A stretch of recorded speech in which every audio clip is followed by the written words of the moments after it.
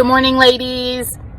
Boy, do we have a great, fun virtual meeting planned for you guys today.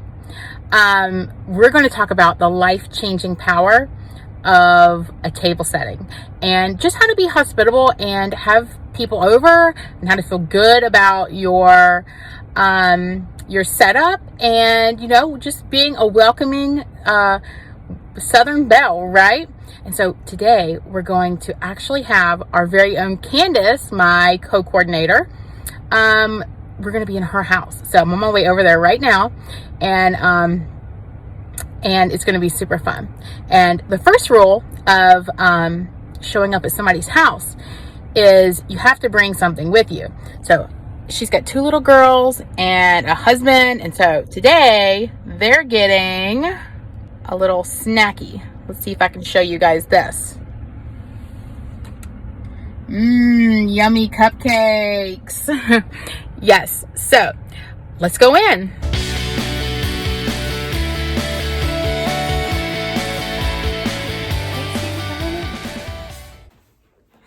Good morning, you guys.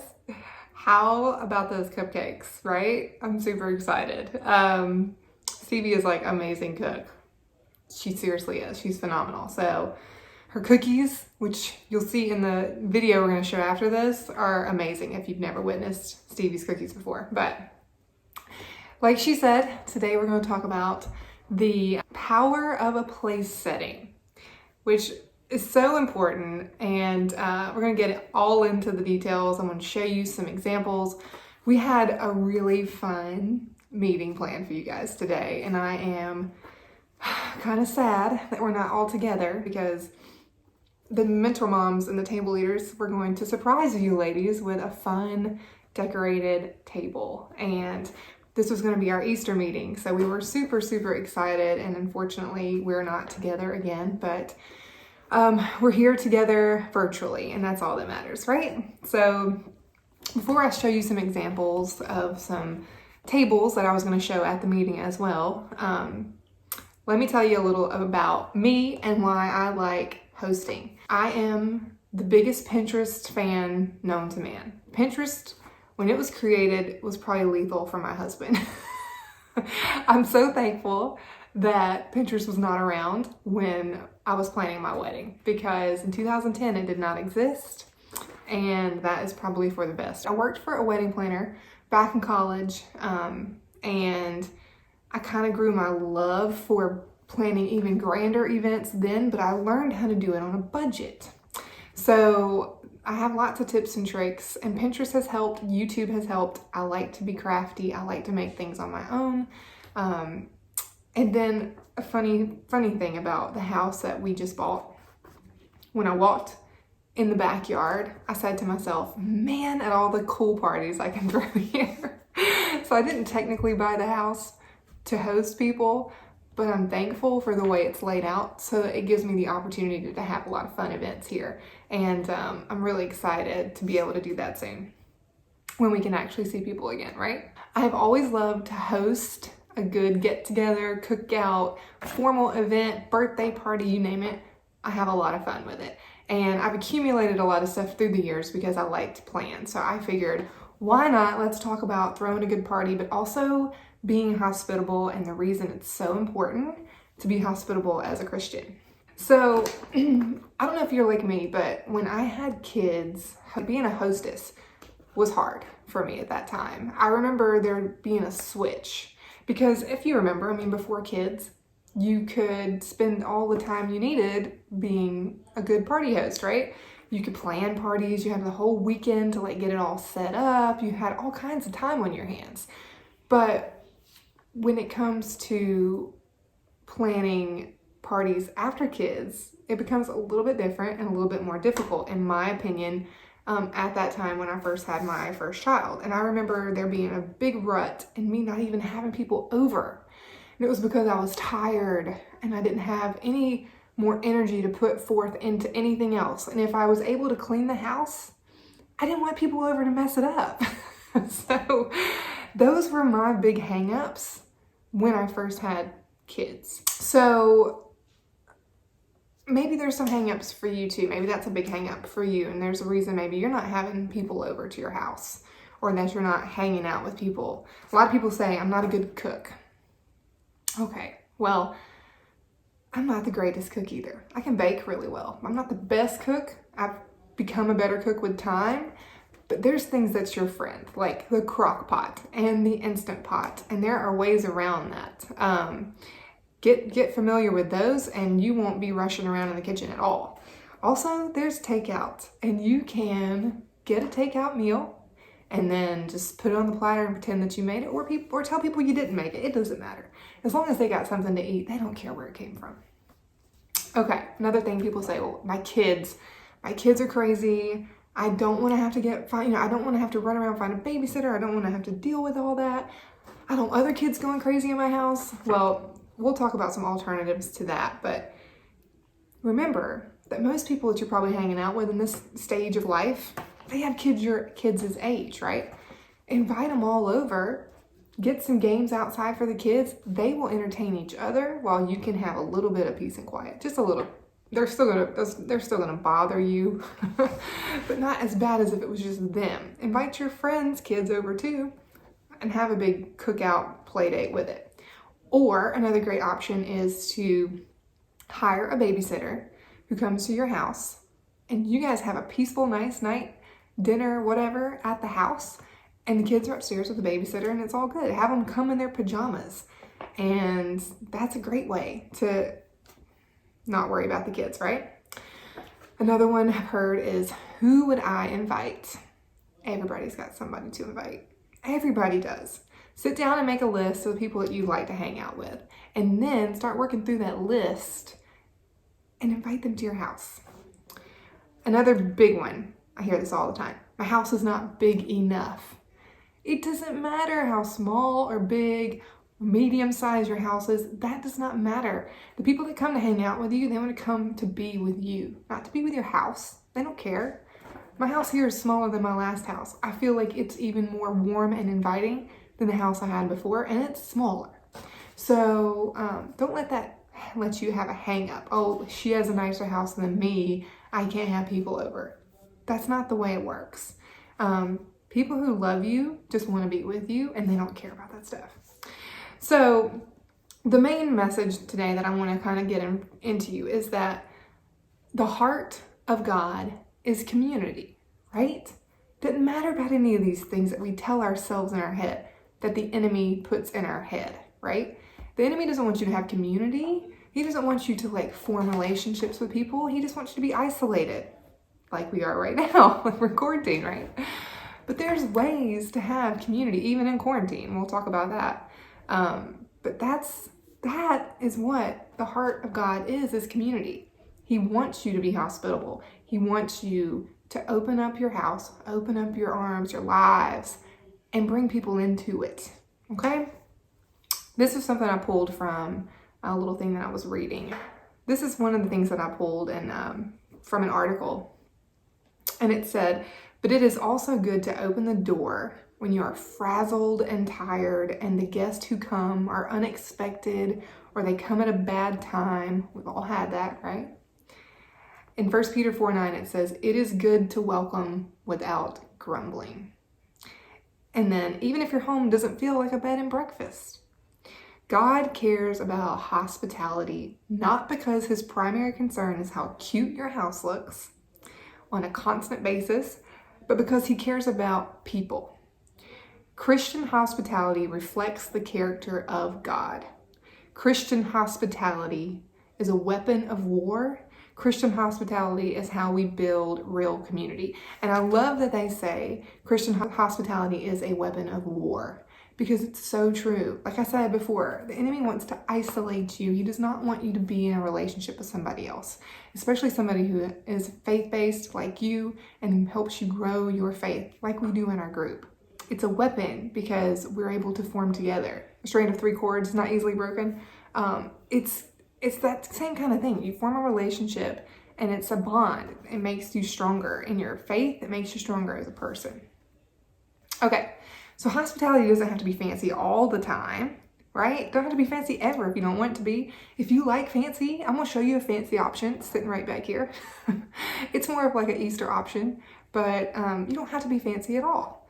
You can do really, really simple things when you have people over. I think people's mind gets in the way and they're like, oh, I gotta do this big dinner party and I gotta do all this. You don't. There's so many really simple ideas. There's a lady, and I'll link her on here, her Instagram handle. All she talks about is charcuterie boards, okay? Any kind of charcuterie board you can imagine. She owns a charcuterie board that I want to own. I just don't want to pay that price for it yet. I'm waiting on it to go on sale. But at Pier 1, they have this huge charcuterie board, y'all. I mean, it's massive. She does things that are so simple, like a chicken finger platter with fries and condiments and little snacks or whatever around it that'll feed 12 people, but on this massive charcuterie board.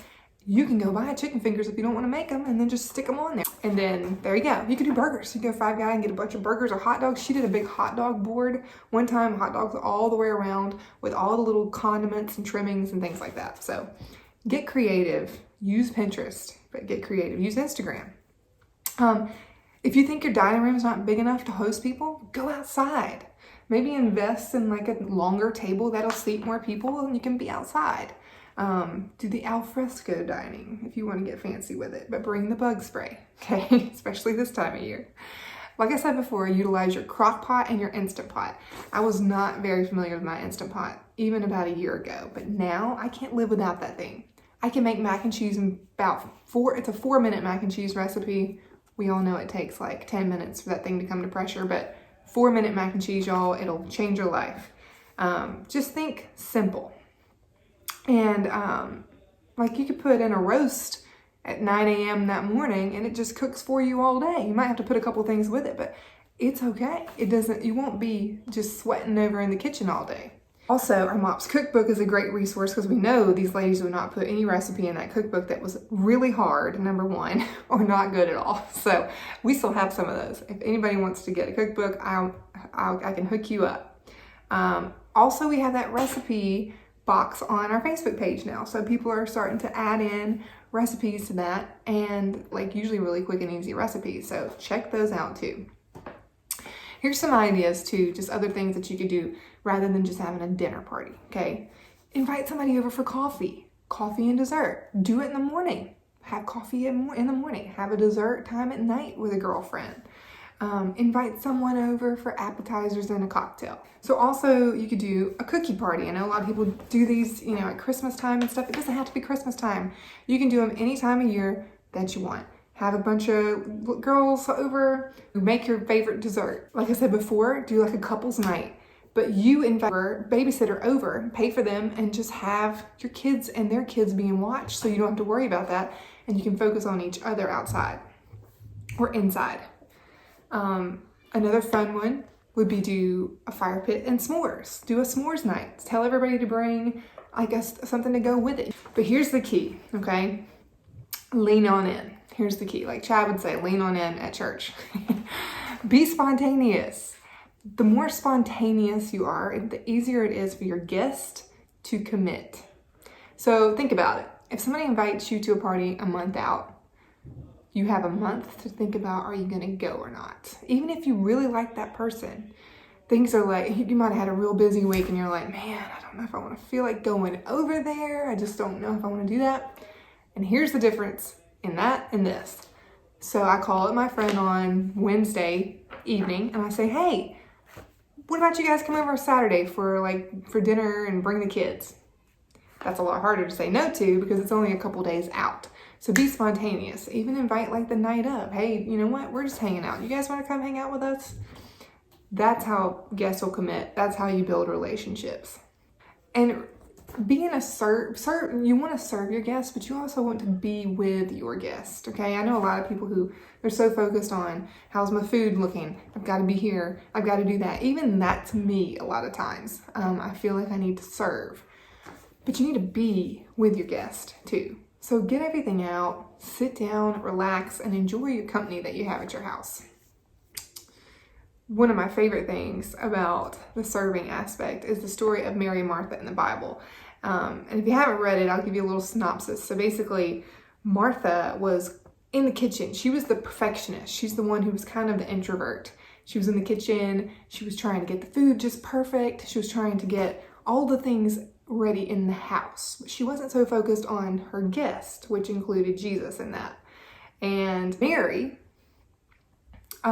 she was the one that was the extrovert. She was the one that was out with her guest, talking to them, getting to know them, getting to the heart of them.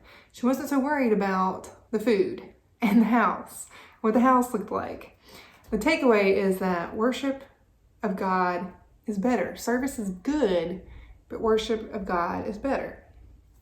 And in our case, creating relationships with people is better than making sure your chocolate chip cookies are perfect. Okay.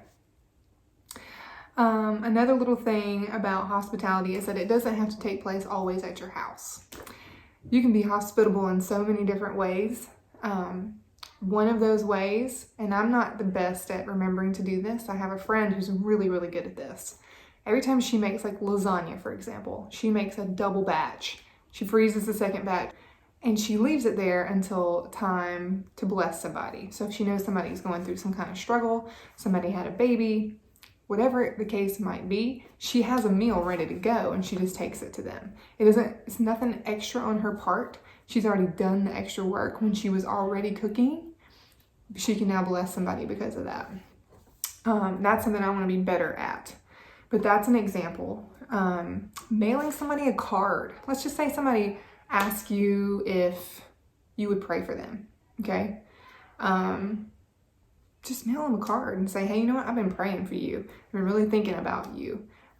If maybe in this time of quarantine, you know that one of your friends' birthdays falls in the middle of this, send them a birthday card. You know, they're going to be isolated. They're not going to be able to celebrate the way they probably wish they could, but getting a card from you would make their birthday better, right? Make a phone call. I know that's kind of unheard of these days. We do a lot of things like Marco Polo through our apps. We do virtual meetings, all that stuff. But a phone call is really important sometimes, especially if you know somebody's been hurting or just needs to talk. It's nice to just make the phone call. Now this is hard for me. This is really, really hard for me because I'm not a big kid person. But a really good way to bless somebody is to offer to babysit somebody's kids, right? That's real hard. It's real hard because that means extra work that I have to do that I don't really want to do because I might have had a really long day with my kids. But what is it extra to say, hey, you know what? Such can come over here and play with my kids for a couple hours. Why don't you go do what you need to do? And then you can come pick them up whenever you're done. That's a huge blessing for somebody. And I loved this. When you get outside your home and you're not necessarily always having people at your house, it's an added bonus is that you don't have to clean your house. Can I get an amen? I thought that was great. I found this quote from Shauna Nyquist, and I thought it was really good too. It isn't about perfection, and it isn't about performance. You will miss the richest moments in life, the sacred moments when we feel God's grace and presence through the actual faces and hands of the people we love, if you're too scared or too ashamed to open your door. That'll sink in, and that'll make you think, right? You don't want to miss those moments with those people. I know that some of the best moments I've had were just sitting on a porch talking to somebody, right? Gathered around a table, laughing about funny stories. Those are just some of the richest moments. You know, even the other night with the quarantine, we got on a Zoom call with a bunch of our friends, and John and I were both like, that was really good. Like, it felt good to talk to other people. So just remember that. Don't be too ashamed to open your door. Because there's nothing, like I said, nobody's worried about what your house looks like or if it's that clean, it really doesn't matter. So just open your door and form relationships. And lastly, before I show off some fun tables, I wanted to give you some examples during our nice little isolation quarantine. Some examples of being hospitable when you can't invite people over to your house. I've seen a lot of people do this. They've opened their doors and they wave to their neighbors across the street.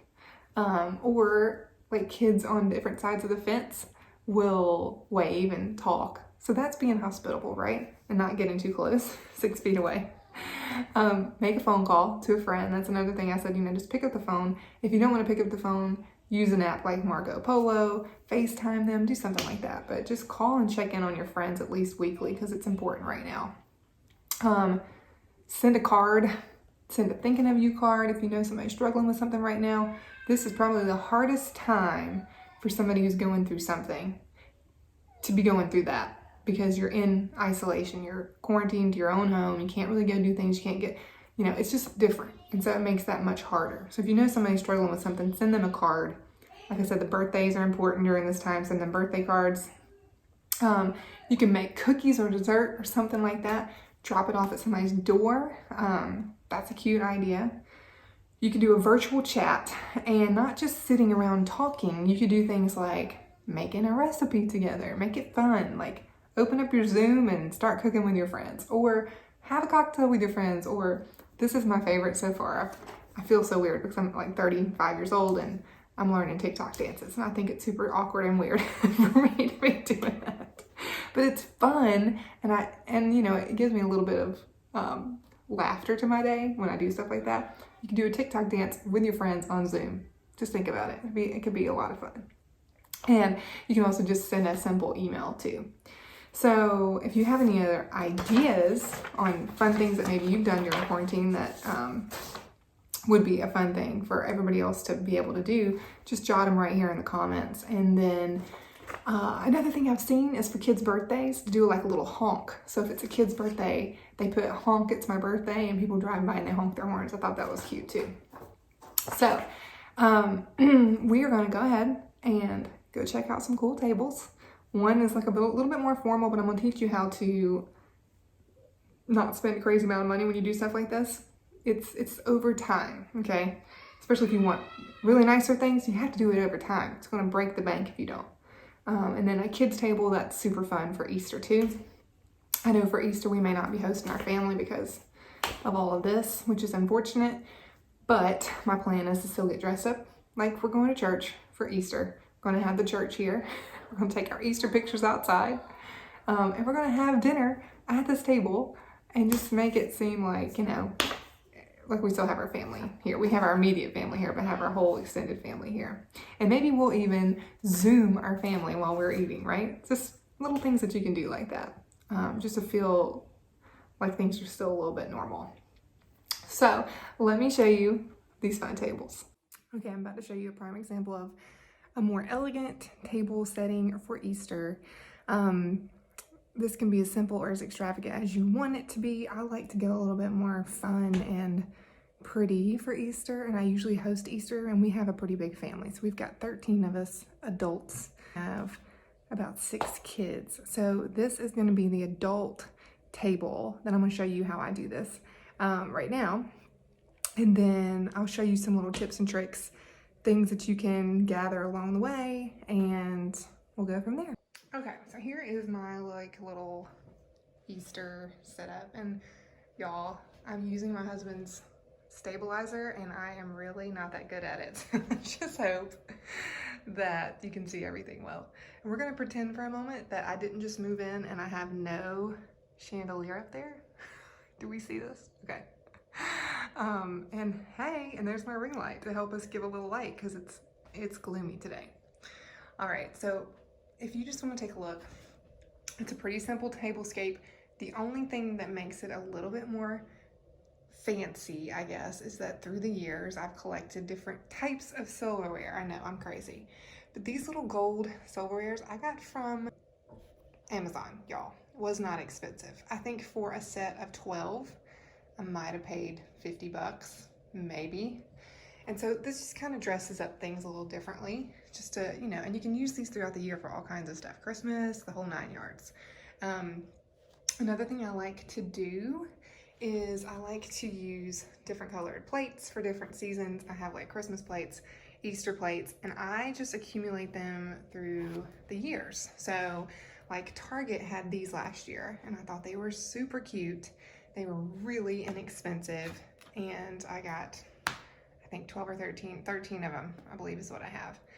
So just try to find little deals. Plus I buy after the rush, after the holiday, and you always can get a better deal that way too. Another tip that I like to use is to use cloth napkins. So let me see if I can get a better bunny. My bunnies weren't the best here this time around, but these are little bunny napkins. See if I can hold one up for you. This is super simple, and I'm gonna post the video on how to do this. You can make the ears more floppy, but it's always nice to have a little something, and you can buy cloth napkins pretty inexpensively. I have them in all colors, so I can use them throughout the year, but I love to use them because you don't have to spend money on napkins. You just spend the first set of money on your cloth, and then you can rewash them, and you can fold them into cute little shapes. There's all kinds of fun little easy ways to dress up a room. And then I also like to do little eggs. This is George. This is one of our family members.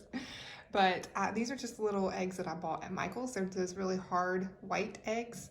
And I just painted them and then put a little, took a little acrylic marker and painted a name on there. So super, super simple ways to dress it up. These chargers I've had for years, and I think I got them on like an after sale. Okay, now these are things that I like to accumulate through the years. Like that's my crystal. Obviously that's not inexpensive, but it's something that if you just take your time, you can build up through the years.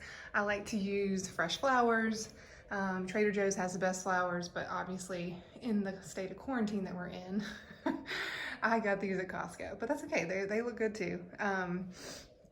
I like to use fresh flowers. It just makes your room pop a little bit. Last year I did little small white vases with tulips in them.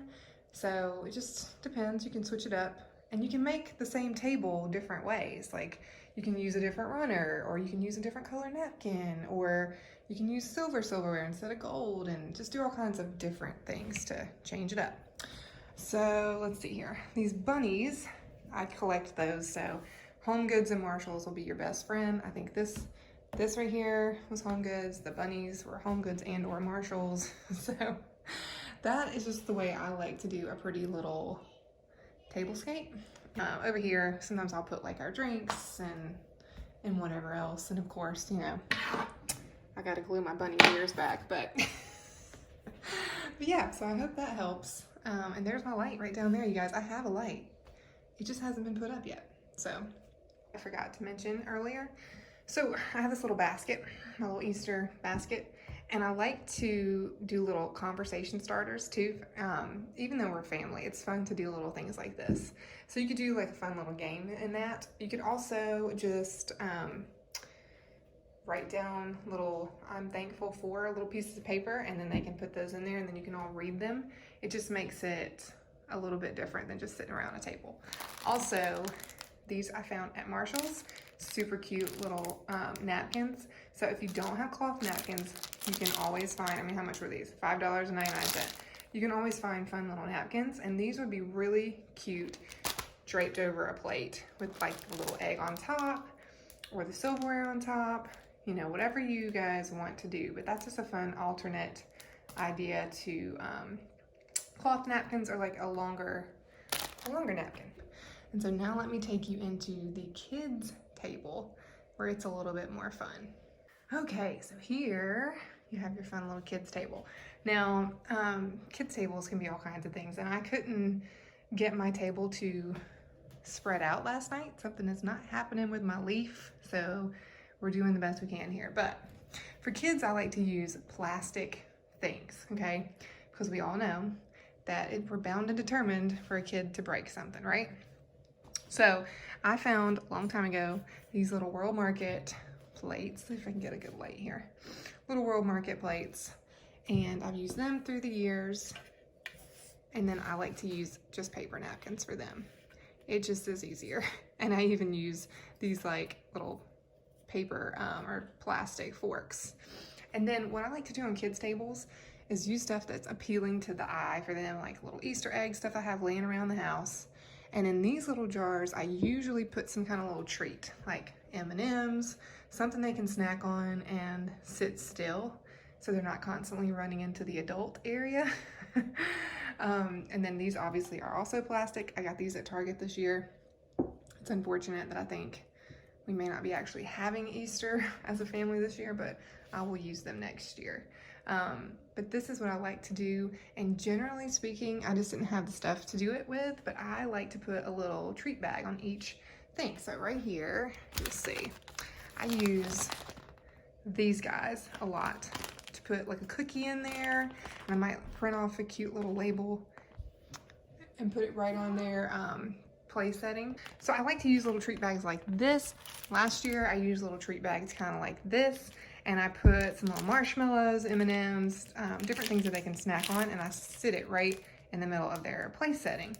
Another fun little idea to do is to make your own marshmallows, and you can use things like these little molds that I get from Michaels. So these little molds are fun. You can either make like candy molds, Jello molds, chocolate, but marshmallows are really fun to do with the bunnies. So hopefully that helps you a little bit with a kids table. Just remember, protect your table with a tablecloth because kids are messy. And you can still make it fun for them. And you can even put like maybe even a little egg with a treat in there. The stuff you can do is really unlimited. So hopefully that helps with the kids. Well, I hope you guys enjoyed this tour of tables and just learning how to be a better host, and just learning how Christian hospitality is so important in our lives. The next video that we're going to post on here is going to be a fun little leadership video we put together to show you how much fun we had serving you guys this year and being on the leadership team. We do have quite a few positions available for next year, so we really hope you prayerfully consider joining our team. And we hope you enjoy the video. I hope you guys have a great Wednesday, and we will see you on the 22nd for a virtual meeting again, but we'll be checking in with you throughout this time and just seeing how everybody's doing. If you have any interest in any of these positions we're going to post, please make sure that you message myself or Stevie. You can also email us, and I will put that information on that leadership page, recruitment page. But enjoy the video, and I hope you guys have a very good day. Talk to you later.